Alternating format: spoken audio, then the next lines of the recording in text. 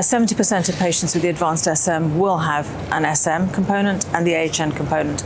The most common AHN components are CMML, followed by MDS, MPN, MDS overlap, MPN and AML.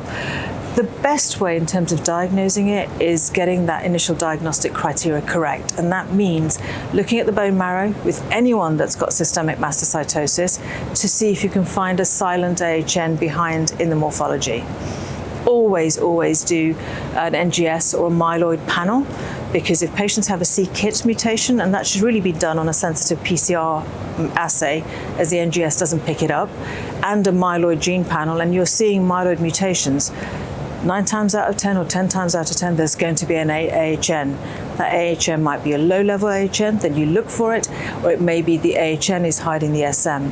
So the original diagnostics of your bone marrow, your morphology, your c-KIT and your myeloid gene panel will help you make that decision. And then treatment will depend clinically on which you think is having the effect on that patient at that time.